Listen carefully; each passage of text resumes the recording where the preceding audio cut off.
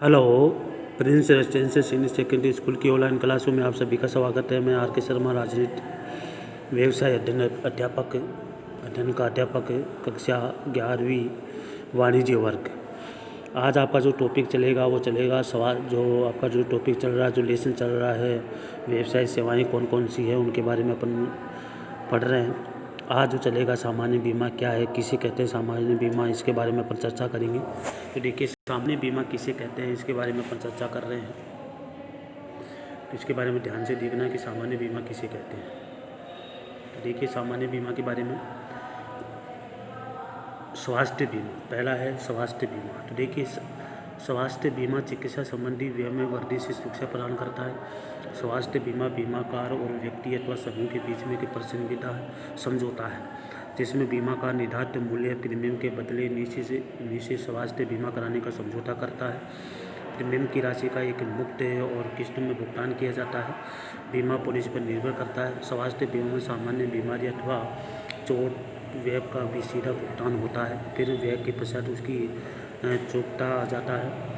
सामान्य स्वास्थ्य बीमा की लागत और उसके द्वारा प्रदत्त विभिन्न प्रकार की सुरक्षा बीमाकार और पॉलिसी पर निर्भर करती है कि कितना दिया जाए, कितना लागत आई है, कितना नुकसान हुआ है। ये सब बीमाकार और पॉलिसी पर निर्भर करता है। भारत में वर्तमान में स्वास्थ्य बीमा मूल रूप से मेडिक्लेम पॉलिसी के रूप में प्रचलित है, जिसे व्यक्ति, समूह, संगठन और कंपनी को दिया जाता है। मोटर वाहन बीमा, तो देखिए ये तो हो गया स्वास्थ्य बीमा। अब है मोटर वाहन बीमा। मोटर वाहन बीमा सामान्य बीमा वर्ग में आता है। इस प्रकार का बीमा बहुत ही लोकप्रिय हो रहा है। दिन प्रतिदिन उसका जो है महत्व बढ़ता जा रहा है। मोटर बीमा में मौत के स्वामी अथवा ड्राइवर की गलती से यदि किसी व्यक्ति की मृत्यु हो जाती है अथवा उसे क्षति पहुँचती है तो उसी दशा में जो है सवारी की क्षतिपूर्ति के रूप में, दायित्व के रूप में बीमा कंपनी अपने ऊपर ले लेती है। अधिक व्यवसाय के कारण इस प्रकार के बीमा में प्रीमियम की राशि मानकीकृत होता है। चोरी का बीमा, इसके बाद आता है चोरी का बीमा। चोरी के विरुद्ध बीमा संपत्ति का बीमा के अंतर्गत आता है। चोरी के विरुद्ध पॉलिसी चोरी, डकैती, सेंधमारी, ताला तोड़ना या अन्य किसी प्रकार के कारण से घरेलू सामान या संपत्ति की हानि यदि पहुँचाई जाती है, हानि पहुँचाना, ये सामान्य बीमा के रूप में जाना जाता है। तो चोरी बीमा भी होता है किसी भी वस्तु का है, जो सेंधमारी या ताला तोड़ना या किसी प्रकार के कार्य में घरेलू सामान या संपत्ति की हानि अथवा पहुँचाने वाली क्षति या व्यक्तिगत हानि के लिए दी जाती है। इसे वास्तविक हानि की पूर्ति भी की जाती है। इसमें हानि के समय बीमा योग्य हित को होना आवश्यक है, भले ही पॉलिसी लेते समय ना हो।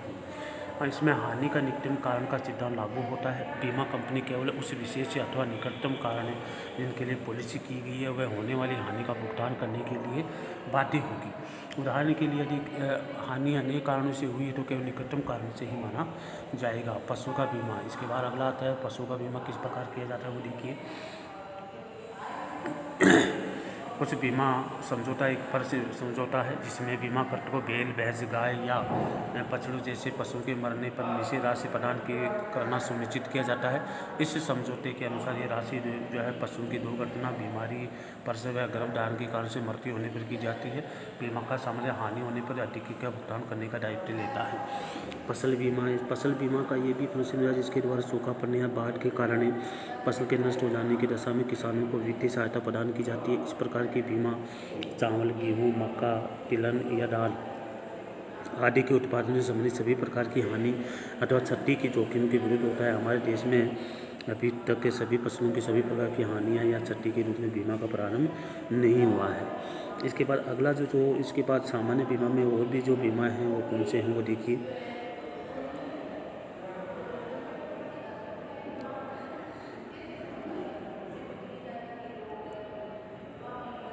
लोगों के लिए अधिक उपयुक्त होता है। तो एक निश्चित आयु की प्राप्ति के पश्चात ही नियमित जो है भुगतान किया जाता है।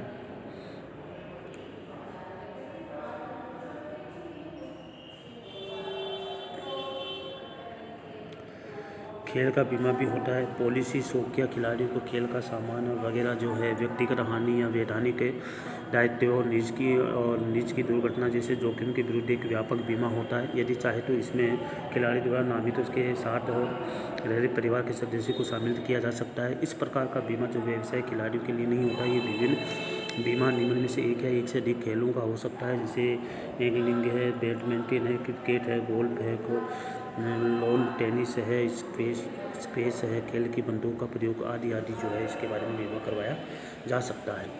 मृत्यु सैन्य शिक्षा योजना बीमा, ये सामान्य बीमा कंपनी द्वारा जारी गई पॉलिसी है। सशक्त बच्चों की शिक्षा को सुरक्षा प्रदान करता है। बीमा करता अभिभावक वैधानिक अभिभावक को दुर्घटना से, भारी झगड़ों और अन्य दस्तत्व कारण से भी यदि शारीरिक क्षति पहुंचती तो यदि चोट के 12 माह के भीतर तो उसकी मृत्यु हो जाती है तो अस्थायी रूप से उसे विकलांग बना देती है तो बीमाकार बीमित करते विद्यार्थी की इस दुर्घटना होने की तिथि से लेकर के पॉलिसी की अवधि की समाप्ति या पॉलिसी में निश्चित अवधि के पूरा होने तक जो भी पहले हो पॉलिसी में वर्णित खर्चों को पूरा करेगा। ये राशि बीमा राशि अधिक नहीं हो सकती।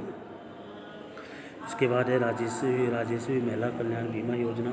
तो यह पॉलिसी बीमाकृत स्त्री के परिवार के सदस्य को किसी भी दुर्घटना के कारण उसकी मृत्यु या तो विकलांग होने पर अथवा केवल स्त्री से जुड़ी समस्याओं के कारण मृत्यु हो या तो विकलांगता की स्थिति में सहायता प्रदान करने के लिए भी की जाती है।